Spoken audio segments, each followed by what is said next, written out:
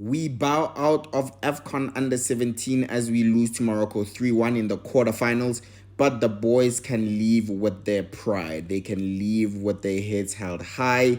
Lots of positives to take from this game and the tournament as a whole. So obviously in this game, we lose 3-1.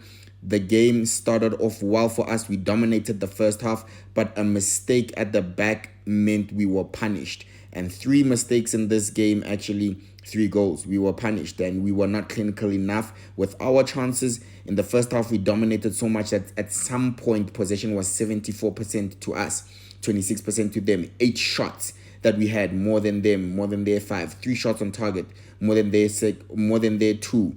And they had a goal. That was the difference at halftime. They had a goal, but we were the better team and we were going to come back. But we need to be more clinical. Vidboy, we know he scored a brilliant goal against Egypt where he did a fake shot with his left, then shot with his right. He tried to do the same thing in this game just before halftime. Fake shot with your right, fake shot again with your left, fake shot again with your right, fake shot with your left, and then shooting with your right and then goes high. After doing all that, you have to get it on target. Try aim for the bottom corner. Aim for the bottom corner because most goals in football are scored in the bottom corner. When it's low, 70% of goals in football come from the ground. Just hit the target, especially in that position. We get back into the game at halftime. But either way, he did create an amazing assist. Besides that, Vidboy had an amazing game, beating his man, terrorizing their right back the whole game. I want to say Maraleti was man of the match for me.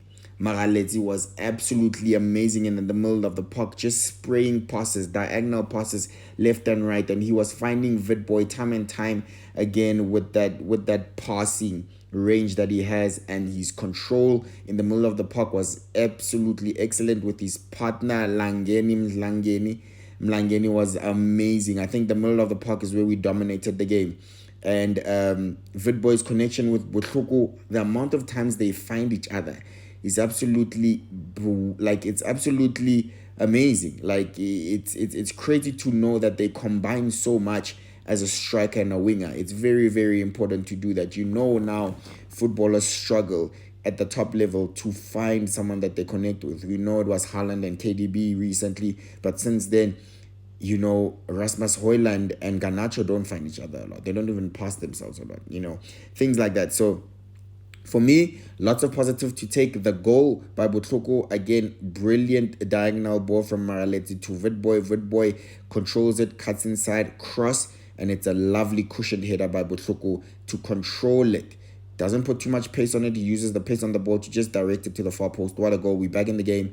But 2 more mistakes. They scored 2 in 2 minutes. And I think that was game done. Easy to see. But we will be back. We have qualified for the World Cup in Qatar, under 17 World Cup in Qatar. We will be back. Let's just learn to be able to deal with the physicality, the height, and the strength, because that's what they were trying to do, right? Lots of crosses in the box, and that's how they scored their second goal as well, to take the lead. Crosses in the box, and they won the headers and they won the second balls. We just need to come up with a plan for that. We are a small nation in general in stature. We were very good technically. I didn't see us getting outplayed by any team on the ball. Very, very good in terms of possession, in terms of skill, technical ability. Very good. So very impressive. I do think the future of South African football is still in good hands, but the boys can leave with the heads held high. So congratulations to the boys. Thank you for the performance. I watched every single game, and I will be keeping my eye on all of you. I wish you all the best in your future, and I am pretty sure that you are all destined to the top. So thank you so much for the performances. You can be proud of yourselves. Lastly, I do think Morocco were favorites. They've been undefeated this tournament in their group stages. They won 2 games and drew 1. They conceded 0 goals, whereas our performances were declining. We know we were trailing 3-1 in the first game against Egypt. We came back to win it 4-3.